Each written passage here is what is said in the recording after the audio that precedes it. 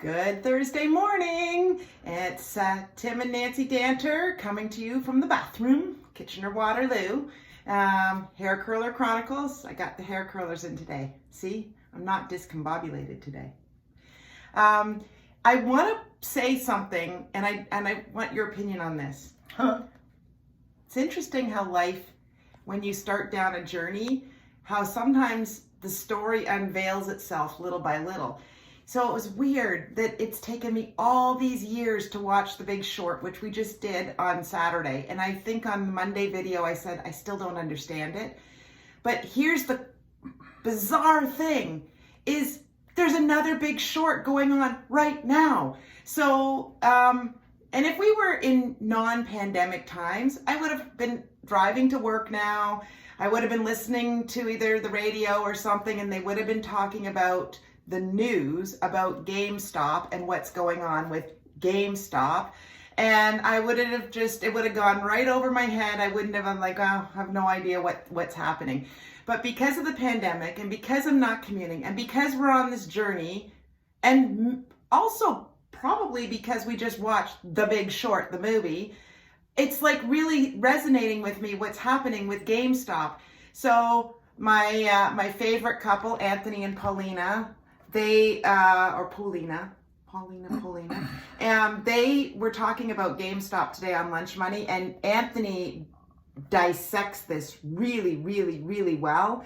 And then I watched Lark Davis, and Lark starts to go on it. So there's a couple of things happening here, folks. One of the things that's really interesting is the Reddit community. This is just a community of bloggers who are trying to decide what they want to do with buying and selling. This is my understanding of it. You watch Anthony, he'll probably explain it better.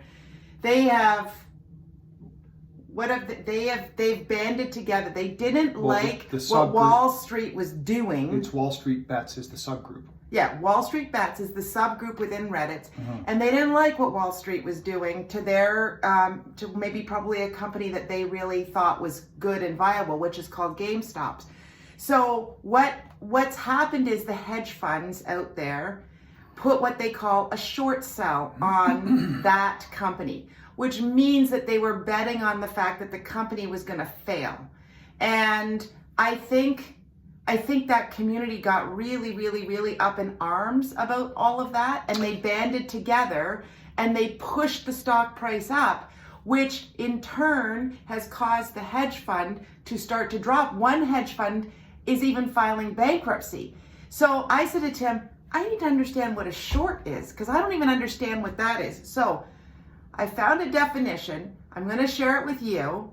And we're going to have to revisit this because it helps me to go back and understand what happened in The Big Short, the crash that happened in 2008. So imagine a trader who believed XYZ stock, in this case GameStop, currently trading at $50. The trader believes that this will decline in price in the next 3 months. So they borrow 100 shares and sell them to another investor. So the trader is now short 100 shares since they sold something they did not own but had borrowed. The short sale was only made possible by borrowing the shares, which may not always be available if the stock is already heavily shorted by other traders. A week later, the company whose shares were shorted reports dismal financial results for the quarter, and the stock falls $40.